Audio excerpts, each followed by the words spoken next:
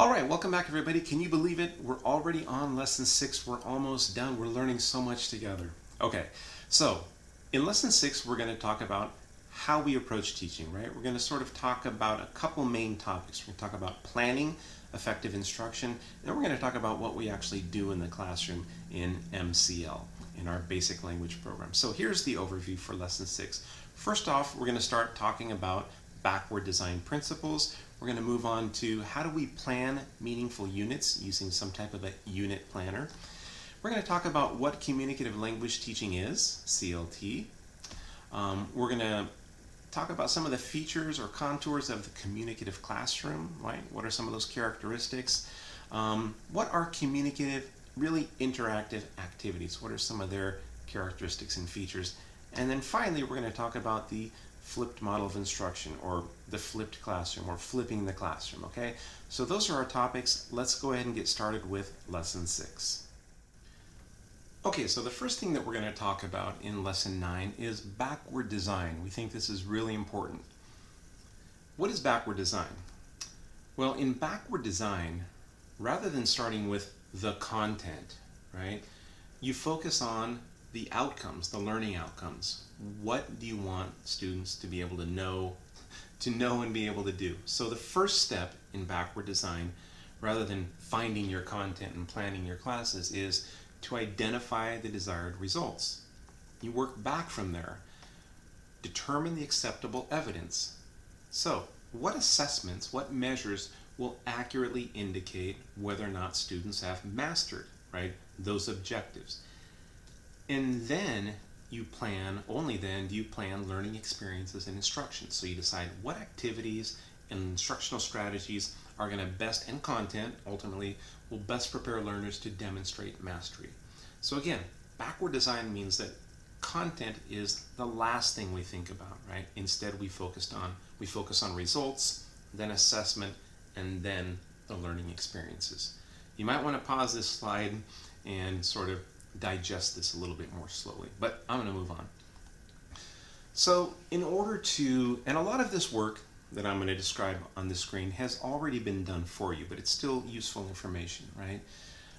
In order to plan effective units, we want you to use some type of unit planner like the one you see on the right side of your screen, and you're going to plan out your course or your unit well in advance, right? You're going to use these backward design principles, which means first thing you're going to do is, and you can see this on the unit plan, identify the objectives for the unit, right?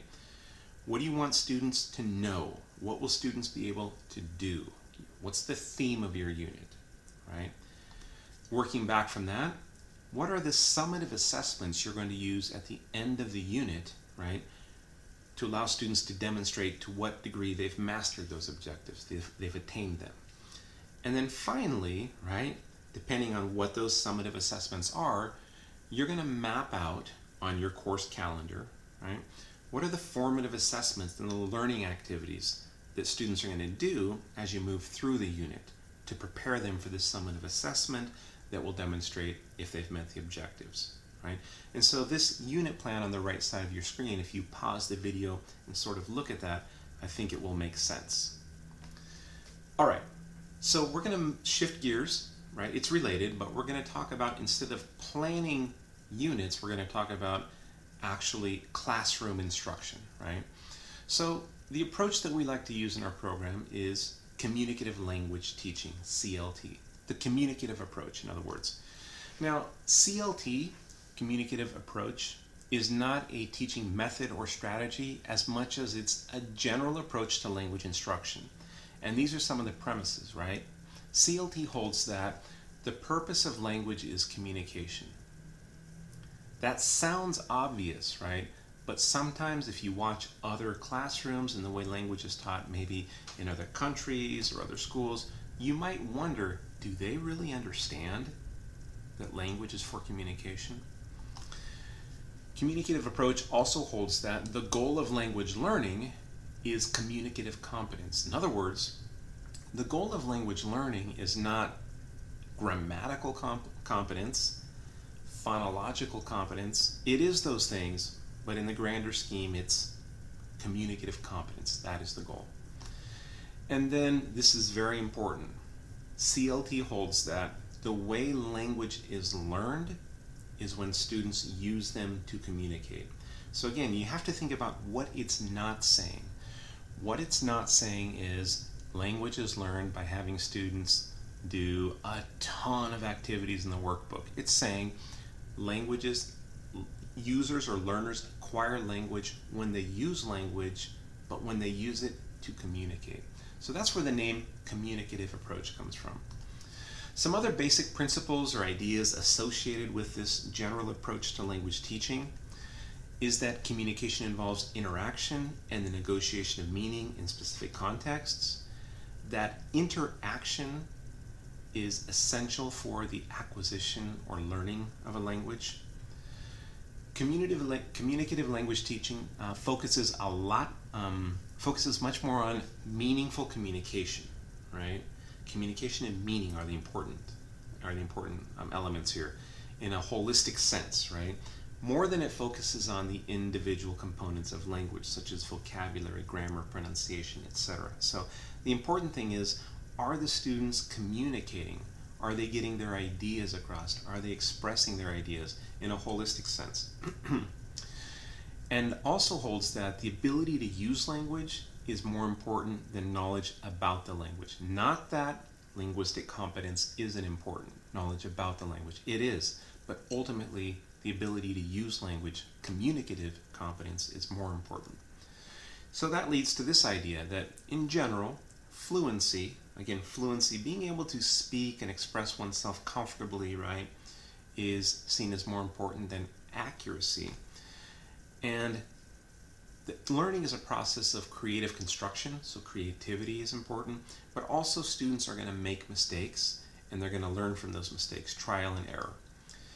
And so, in the communicative approach, mistakes, or errors, as they call them, are only problematic if they really impede communication.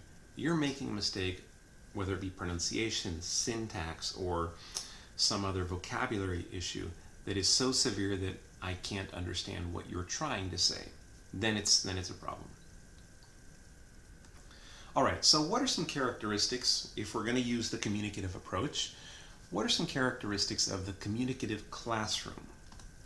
Well, in a communicative approach, right, class time is used to engage students in authentic, meaningful, and contextualized communication activities. There's a lot to unpack there, authentic, meaningful, and contextualized. So the role of the instructor, right, shifts. The instructor is not up there to be the explainer-in-chief, but to facilitate interaction and communication, right? Also, the instructor is there to expose students to comprehensible input in the target language. So the instructor models the target language and encourages students to use it productively and ultimately in unrehearsed context, right? Moving from rehearsed to unrehearsed. So the goal of class, this is a little bit repetitive, but the goal of classroom activities is to engage learners in authentic, meaningful, and why not, fun, interactive communication. So what you see in this communicative classroom is there might be a progression from fairly structured activities to more open-ended communicative activities. And learners are encouraged to use the target language to engage in real-world tasks. Now again, this might seem like, okay, this is so obvious, but think about language classes you've taken. Pause the slide. Did these things happen in those classes? Or were your classes not like that? Imagine a classroom where these things are the priority. And also assessments, right, should reflect how the language instruction is happening. In other words, they should emphasize authentic, meaningful, contextualized communication that's interactive. So in short, and this is a little bit of exaggeration, but in short, in the communicative classroom, we want to see less of this. There can still be some of that, but we want to see less of this and a lot more of this. A student-centered classroom where interactive, right, communication is happening. So, what do activities, what makes an activity a communicative approach activity? These are some ideas that I've gleaned from different sources. The best communicative activities to use in the classroom, and look at the picture on this slide, right? When I walk by a classroom in Sisliff Hall and I see students standing up, talking to each other, having fun, I know that that instructor is using the communicative approach. When I walk by a classroom and everyone's sitting in their desk and the instructor's at the podium reading from a PowerPoint, I think that might not be so communicative. Anyways, so communicative activities are those that require learners to interact in the target language, require them to actively negotiate meaning, so they're creating meaning in a back and forth interaction. There's some kind of credible context for the interaction. In some cases, they'll replicate real-world tasks involving language. Not always. Like I said, they move from structured to less structured, more open-ended. But they do require participants to speak and listen repeatedly, right? Because again, in the communicative approach, one of the premises is that students acquire language by using language, not by studying language, but by using it to communicate. And good activities will draw on the personal knowledge and experiences of learners, right? That's why they're creating meaning. And let's not forget, there's nothing wrong with having activities that are actually engaging, fun, and interesting. Honestly, I think the picture says it all. Okay, a final thing I'm going to talk about in this particular video lesson is the flipped model or the flipped classroom. Okay, this is something we do use in our 101 to 202 classes, so you do need to understand it.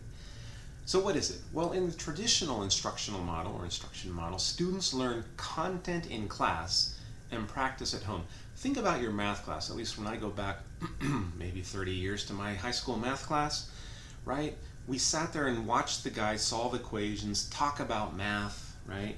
And then they gave us a bunch of homework and we went home and did our math, right? We did our problems. So we were learning content in class and practicing at home. A lot of language classes follow that pattern too. Under the flip model, we reverse that. So what does that mean? Students learn content at home, but come to class to practice. So we flipped the script, right? So this model actually makes a lot of sense for language instruction because of these reasons. There's no reason students, if they have the right materials and support, can't learn vocab, grammar, and culture outside of class on their own. Since our class time is limited, we only meet either 2 or 3 times a week for a total of 150 minutes. That is not enough to learn or acquire a language. It makes more sense for us to focus our precious few minutes on practice where we can be there providing feedback.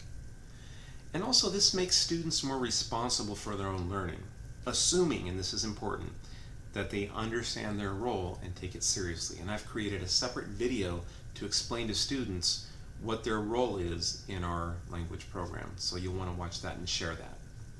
A little bit more about the flipped model or the flipped classroom. If we're using, and we are, implementing the flipped model, there are some things that we do in class and some things we try to avoid in class.